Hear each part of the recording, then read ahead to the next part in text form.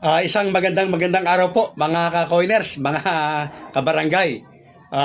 High moral po ngayon ang PNP dahil sa napakatapang po na PNP chief.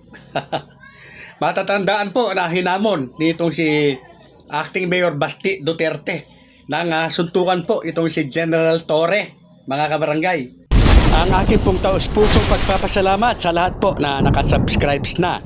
At sa mga hindi pa po, ako po ay nag-aanyaya sa inyo na mag-subscribe po sa aking channel.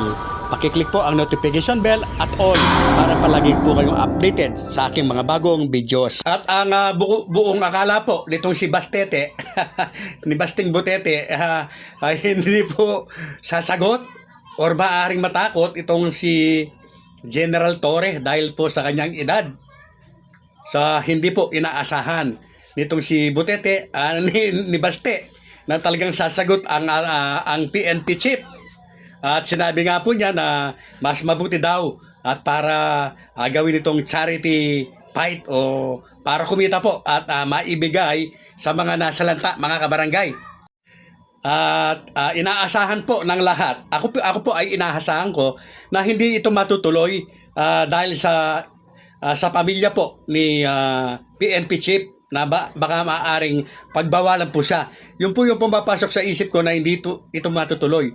Hindi ko po inaakala, hindi sumagi sa isip ko na ito pa lang si Duterte, si Baste, hindi po, ito pa lang si Basti po ang magiging dahilan na hindi po pagkakatuloy ng laban. Although siya po ang naghamon sa PNP chief.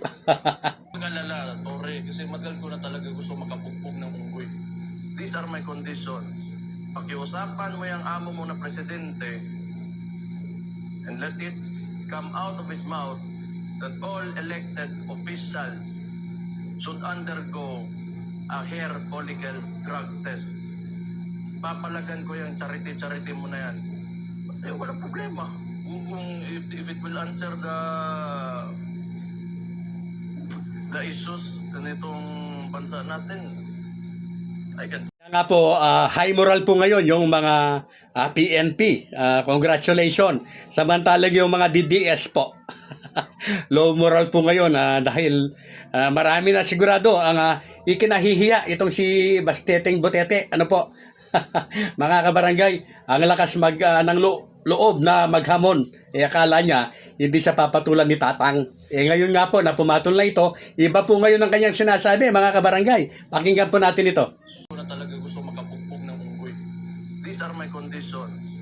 Pakiusapan mo yung amo mo na presidente and let it come out of his mouth that all elected officials should undergo a hair follicle drug test. Papalagan ko yung charity mo na yan. Walang problema. If it will answer the issues ganitong bansa natin, I can. So yan po ang kanyang kondisyon.